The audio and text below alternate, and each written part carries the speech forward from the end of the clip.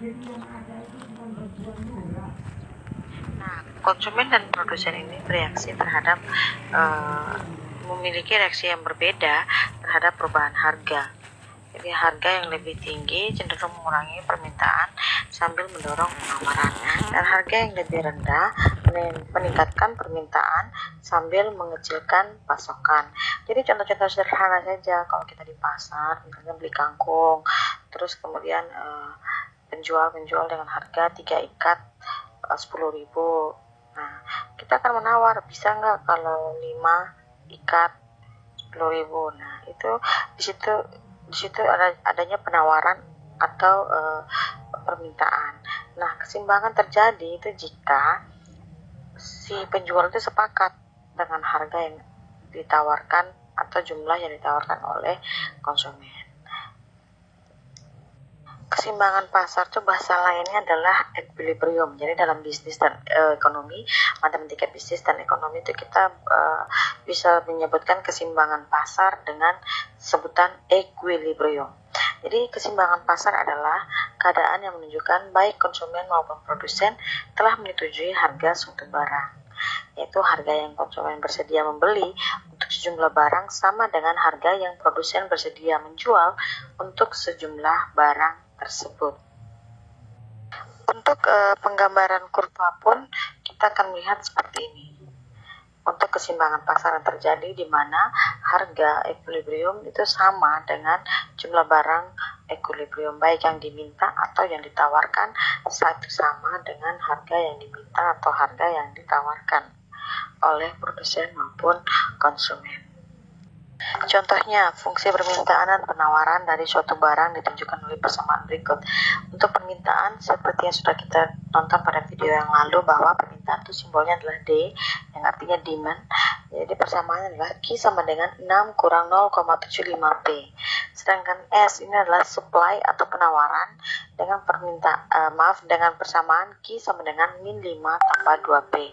Nah, pertanyaan adalah berapa harga dan jumlah keseimbangan pasar, dan berikutnya tunjukkan secara geometri atau keseimbangan pasar tersebut atau grafik ya, kurvanya. Nah, untuk syarat keseimbangan pasar itu kita sebut dengan persamaan demand itu harus sama dengan supply. Jadi D sama dengan S. Nah, persamaannya itu tadi kan Q sama dengan 6 kurang 0,75P, dan penawarannya adalah min 5 tambah 2P. Sehingga saat QD atau jumlah barang yang ditawarkan dengan jumlah barang yang diminta itu sama, maka persamaannya akan menjadi 6 kurang 0,75P sama dengan min 5 tambah 2P. Ini min 0,75P kurang pindah ruas yang persamaan yang parameternya P kita pindahkan ke sisi sebelah kiri biar sama, terus yang konstan kita pindahkan ke sisi sebelah kanan. Jadi yang positifnya 6 menjadi min 6, dan yang positif 2P menjadi min 2P.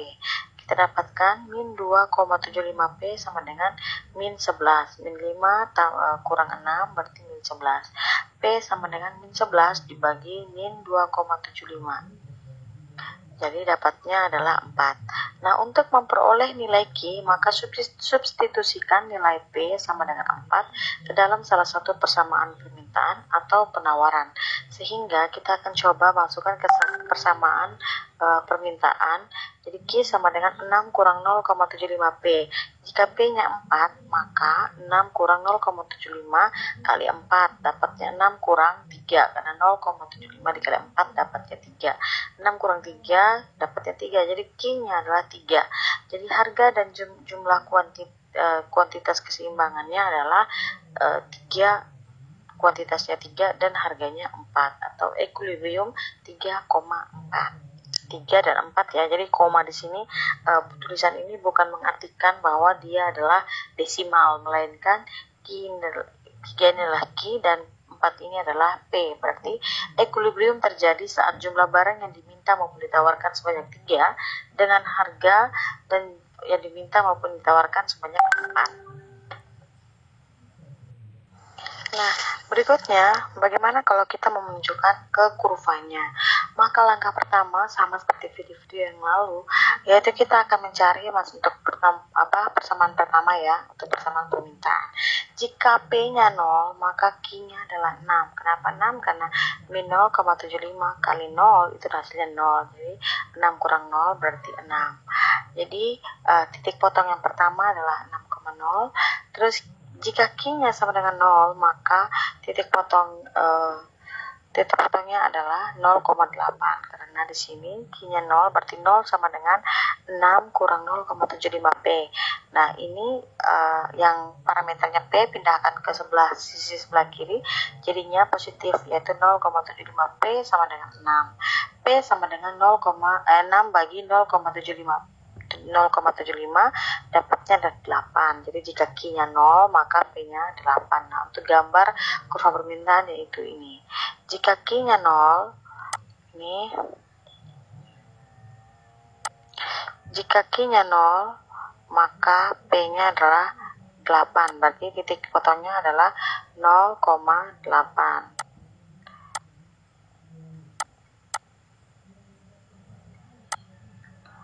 Nah, berikutnya jika P-nya 0, maka Q-nya 6. Berarti Q-nya 6, P-nya 0, maka ini adalah titik potongnya. Titik potong 6,0. Nah, berikutnya untuk fungsi penawaran. Q sama dengan min 5 tambah 2P. Nah, jika P-nya adalah 0, maka Q-nya adalah min 5. Berarti titik potong pertama yaitu min 5,0. Ya, min 5,0. Nih. Berikutnya,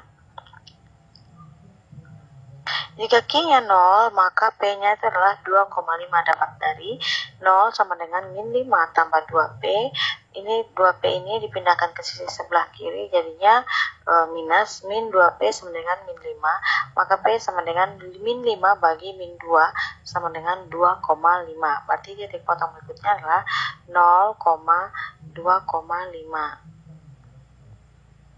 Berarti 0,2,5 di sini ya. Maka ini titik potongnya adalah 0,2,5. Ya, ini titik potongnya 2,5. Nah, titik berikutnya, karena ini masih ke min, kita bisa mencari titik-titik yang lain. Berarti sebenarnya banyak sekali titik-titik yang dilalui oleh kurva penawaran ini. Bisa saja jika Q-nya 1, jika Q-nya 2, Q-nya 3, Q-nya 4, Q-nya 5, dan seterusnya. Tapi keseimbangan pasarnya terjadi di sini, yaitu pada saat kuantitas yang diminta sebanyak 3 dan harga yang diminta maupun ditawarkan sebanyak 4. Dikenakan pemerintah atas penjualan suatu barang akan menyebabkan produsen menaikkan harga jual barang tersebut sebesar tarif pajak per unit, dan biasanya simbolnya itu dengan T, atau itu adalah tax. Dari pajak itu adalah tax. Jadi kalau dalam ekonomi dan bisnis matematika itu menyimbolkan pajak dengan simbol T, sehingga fungsi penawarannya akan berubah, yang pada akhirnya keseimbangan pasar juga akan berubah pula. Jadi kalau pemerintah menaikkan pajak itu maka akan mempengaruhi kurva penawaran saja, yaitu di mana kurva penawaran akan bergeser ke atas sebesar T atau sebesar pajak yang diberikan. Jadi secara matematis fungsi penawaran setelah pajak dapat dirumuskan sebagai berikut, yaitu P sama dengan fungsi Q ditambahkan dengan T. Kenapa? Karena biasanya itu akan mempengaruhi harga, sehingga persamaannya menjadi P sama dengan fungsi Q. Jadi kalau teman-teman menemukan persamaan Q sama dengan fungsi P, maka teman-teman harus merubahnya terdahulu untuk menjadi P fungsi Q. Kita juga bisa menghitung penerimaan pajak total oleh pemerintah. Nah, total penerimaan pajak yang diterima oleh pemerintah itu sebesar T besar sama dengan T kecil dikalikan dengan jumlah pajak yang diberikan dikalikan dengan jumlah kuantitas setelah adanya pajak. Dan untuk besarnya pajak juga kita bisa menghitung besarnya pajak yang ditanggung oleh konsumen, baik itu per unit maupun total pajak yang ditanggung konsumen. Dan kita juga bisa menghitung besarnya pajak yang ditanggung oleh produsen, baik itu secara per unit maupun secara total. Kita langsung ke contohnya. Kita akan mencoba untuk menghitung berapa harga dan jumlah keseimbangan pasarnya. Nah, contohnya untuk fungsi permintaan suatu produk ditunjukkan dengan persamaan P sama dengan 15 kurang Q, dan fungsi penawarannya adalah P sama dengan 0,5 Q tambah 3. Nah, bagaimana kondisinya sebelum dikenakan pajak? Nah, keseimbangan seperti yang sudah ketahui, keseimbangan itu adalah permintaan sama dengan penawaran. Jadi terjadinya keseimbangan pasar saat yang ditawarkan sama dengan yang diminta. Nah, jadi persamaan matematikanya adalah permintaan atau demand sama dengan supply, yaitu 15 kurang Q sama dengan 0,5 Q tambah 3. Pindah ruas 0,5 Q, sisi parameter Q dipindahkan ke sisi sebelah kiri sama dengan konstantanya 3 kurang 15, berarti min Q kurang 0,5 Q dapatnya min 1,5 Q sama dengan 3 kurang 15 dapatnya min 12. Jadi Q yang kita perlu adalah 8. Kemudian substitusikan ke salah satu persamaan, baik persamaan permintaan maupun persamaan penawaran. Tapi di sini saya mencoba untuk persamaan permintaan. Jadi persamaan permintaan adalah P sama dengan 15 kurang Q, sehingga 15 kurang Q-nya 8, berarti 15 kurang 8 dapatnya 7. Jadi kondisi equilibrium awalnya adalah 8,7, atau pada saat kuantitas yang diminta maupun ditawarkan sama dengan 8, dengan harga yang ditawarkan atau yang diminta sebanyak 7. Berikutnya, beberapa keseimbangan setelah pemerintah mengenakan pajak. Nah, pajak itu sekali lagi akan mempengaruhi penawaran. Nah, oleh karena itu yang berubah pasti adalah kurva penawaran, sehingga persamaan penawaran itu akan berubah menjadi seperti yang berikut ini, yaitu persamaan P fungsi Q ditambahkan dengan total pajak yang dikenakan, sehingga persamaan kita yang awal mula adalah P sama dengan 0,5 Q tambah 3 akan ditambahkan lagi dengan 3, sehingga persamaan setelah pajak, ya penawaran setelah pajak adalah P sama dengan 0,5 Q tambah 6. Berikut akan kita hitung equilibriumnya atau keseimbangan pasarnya, yaitu terjadi saat permintaan sama dengan penawaran. Maka di sini 15 kurang Q sama dengan 0,5 Q tambah dengan 6. 6 ini dapat dari 3 tambah dengan pajak tadi ya 3 ya. Nah, kemudian ini kita pindah ruaskan yang parameternya Q. Terus kemudian yang konstantanya kita pindah ruas juga supaya sama. Maka kita peroleh min 1,5 Q sama dengan min 9. Min 9 dapat dari 6 kurang 15. Q sama dengan min 9 bagi min 1,5, hasilnya adalah 6. Sekali lagi jangan lupa min bagi min hasilnya adalah positif. Kemudian kita substitusikan hasil nilai Q-nya ke dalam salah satu persamaan. Sekali lagi di sini saya mencoba untuk persamaan permintaan.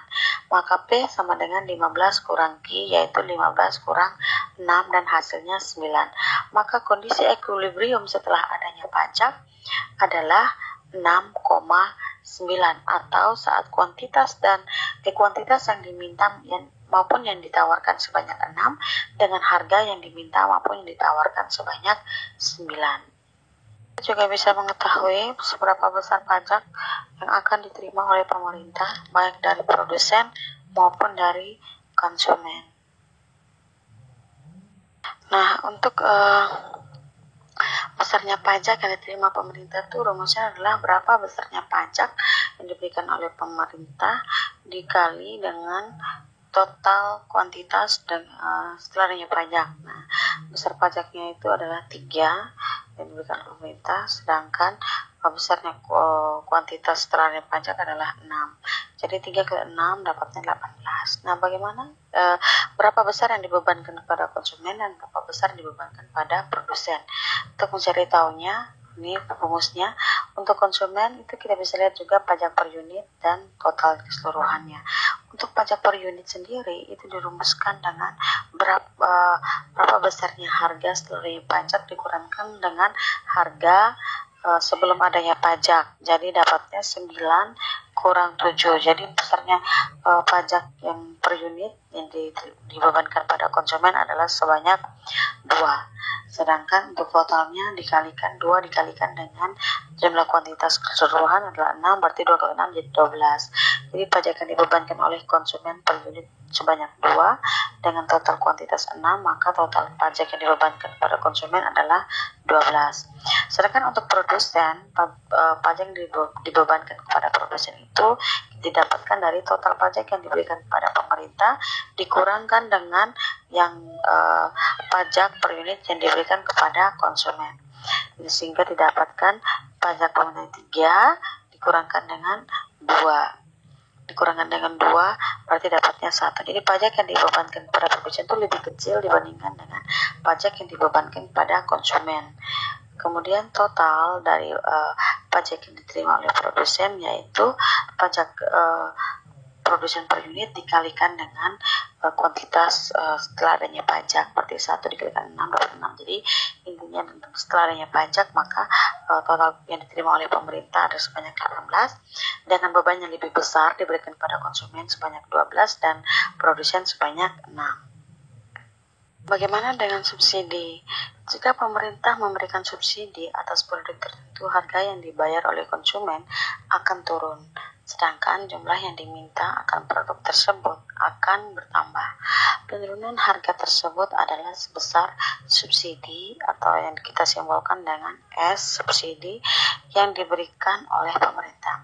Secara geometri, penurunan harga ini adalah pergeseran kurva penawaran sejauh S per unit atau subsidi sebesar subsidi yang diberikan. Jadi sekali lagi juga bahwa subsidi ini mempengaruhi kurva penawaran dan juga akan mempengaruhi harga, yaitu penawaran yang setelah diberikan fungsi penawarannya akan menjadi P fungsi Q dikurangkan dengan S atau dikurangkan dengan subsidi. Bagaimana jika persamaan ini yang sudah kita kerjakan tadi setelah adanya pajak itu dikenakan subsidi oleh pemerintah sebanyak 2 rupiah mungkin ya, tapi kita matematikakan saja bahasanya 2. Jika subsidi yang diberikan adalah 2, maka berapa equilibriumnya? Nah, untuk equilibriumnya sekali lagi yang berubah itu adalah kurva penawaran atau subsidi yang diberikan oleh pemerintah itu mempengaruhi harga yang ditawarkan. Oleh karena itu yang berubah itu pasti adalah penawaran.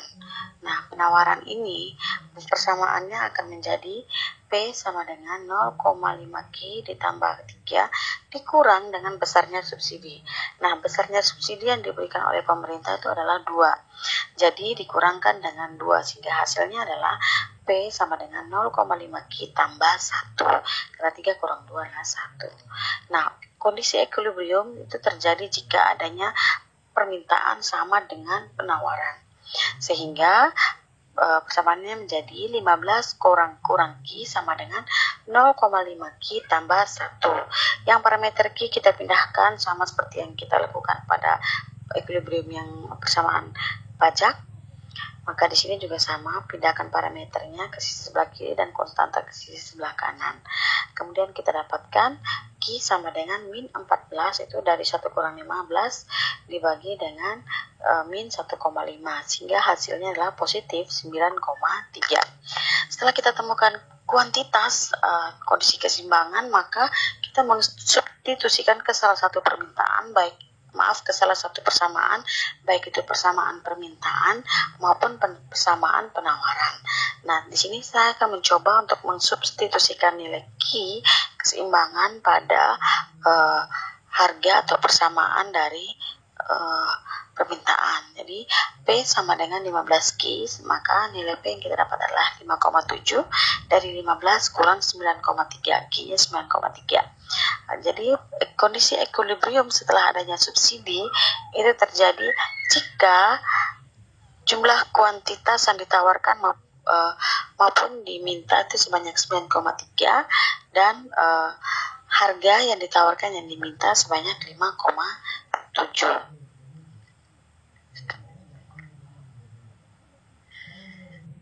Nah, untuk besarnya subsidi yang diberikan oleh pemerintah itu didapatkan dari besarnya subsidi dikalikan dengan jumlah kuantitas dan jumlah kuantitas yang diminta maupun ditawarkan setelah adanya subsidi. Jadi itu kuantitas keseimbangan. Kita juga bisa mengetahui berapa besar subsidi yang akan dinikmati oleh produsen dan berapa juga yang akan dinikmati oleh konsumen. Besarnya subsidi yang akan diberikan oleh pemerintah itu didapatkan dari besarnya subsidi 2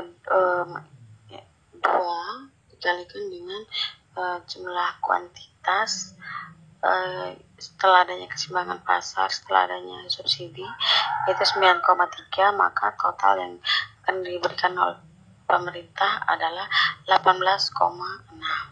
Nah, berapa besar subsidi yang akan dinikmati oleh konsumen dan berapa besarnya subsidi yang akan dinikmati oleh produsen. Untuk konsumen per unitnya itu adalah 1,3 dan untuk produsen per unitnya itu adalah 0,7. Jadi 1,3 itu didapat dari harga sebelumnya dikurangkan dengan harga setelah adanya subsidi. Jadi dapatnya adalah 7 dikurangkan dengan 5,7 sehingga dapatnya 1,3. Sehingga total yang dinikmati oleh konsumen adalah 12,05. Dapat dari total subsidi yang dinikmati per konsumen per unit dikalikan dengan kuantitas yang diminta maupun ditawarkan.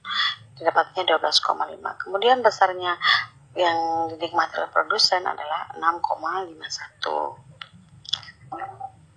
Nah, berikutnya bagaimana kita menggambarkan keseimbangan pasar. Nah, kita akan pertama mencoba untuk menggambar keseimbangan pasar sebelum adanya pajak dan subsidi. Nah, langkah yang pertama adalah sama seperti yang kita lakukan yang lalu, yaitu kita mencari titik potongnya. Yang pertama kita akan mencoba untuk kurva permintaan. Permintaan fungsinya adalah persamaan adalah P sama dengan 15 kurang Q. Jika Q-nya 0, maka P-nya 15. Berarti 15 kurang 0 kan 15. Sehingga titik potong pertama adalah 0,15. Nah, jika P-nya 0, maka 0 sama dengan 15 kurang min Q. Parameter Q pindahkan ke sebelah menjadi nilainya menjadi positif. Jadi Q sama dengan 15. Titik potong kedua adalah 15,0.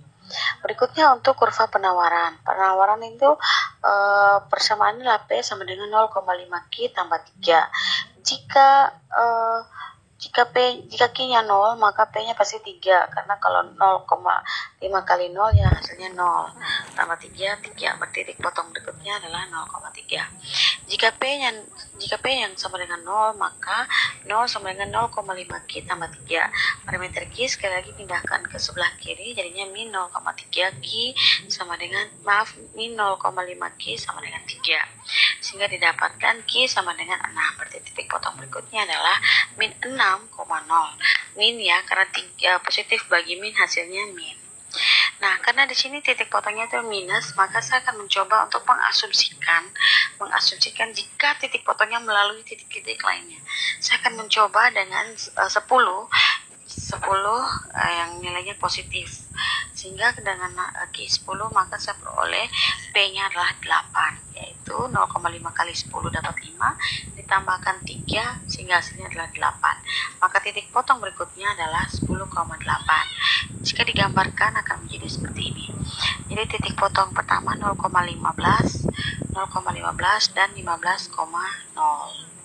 Ya.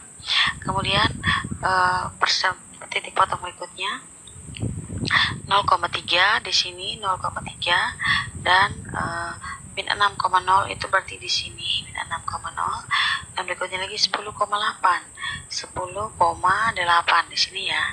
Berarti intinya adalah kurva penawaran maupun kurva permintaan ini dilalui oleh titik-titik tertentu sebanyak apapun gitu ya. Jadi bisa saja saya mencari jika Q-nya sama dengan 5, jika Q sama dengan 2, jika Q sama dengan 3, bisa juga Q sama dengan 20 gitu. Jadi sepanjang garis horizontal maupun garis vertikal. Tapi kita akan mencoba dan menentukan titik-titik tertentu yang bisa kita tarik garis lurusnya sehingga membentuk kurva penawaran.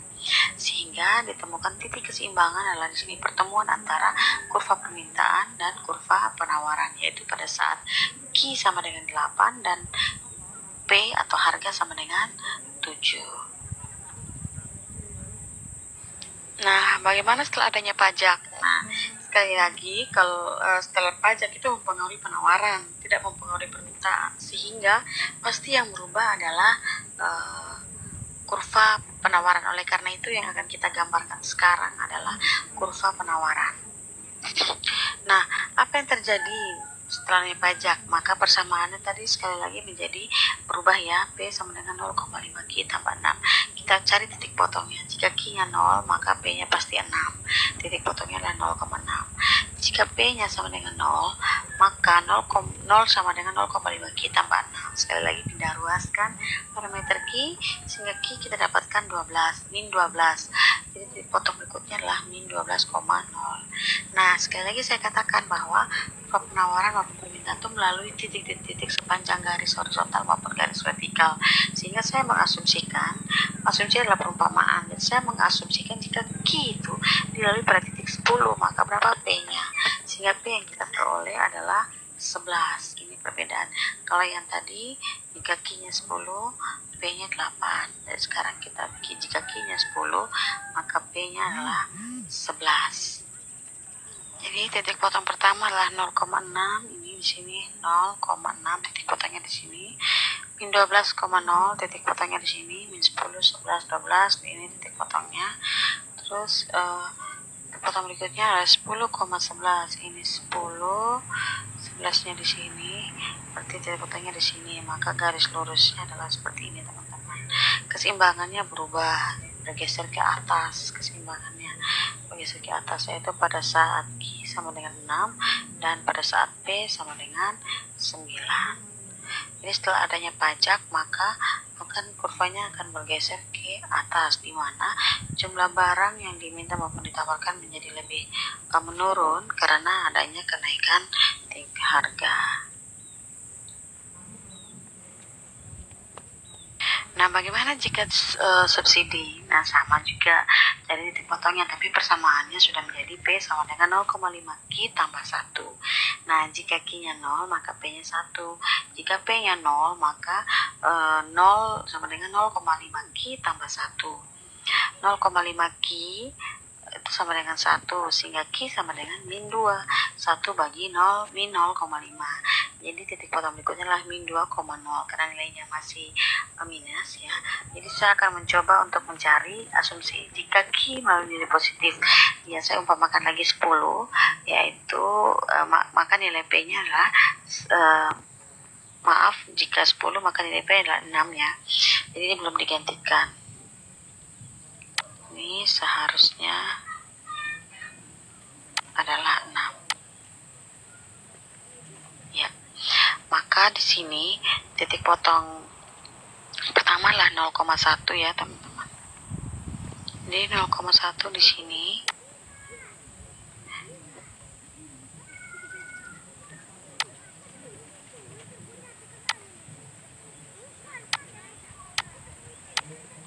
Terus titik potong berikutnya min 2,0 di sini.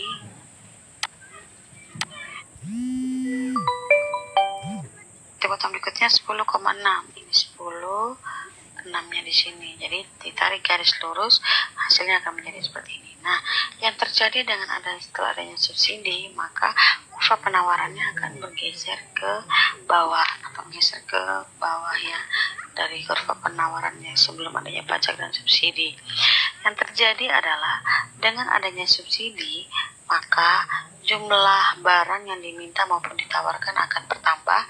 Kenapa? Karena terjadinya penurunan harga. Jadi yang awalnya itu 7 menjadi 5,7, dan yang awalnya itu 8, kuantitasnya 8 ya, akan berubah meningkat menjadi 9,3. Jadi dengan adanya subsidi akan menaikkan harga, akan menurunkan harga dan menaikkan jumlah barang yang diminta maupun ditawarkan. Dengan adanya pajak, maka akan menaikkan harga dan akan menurunkan jumlah barang yang ditawarkan maupun yang diminta.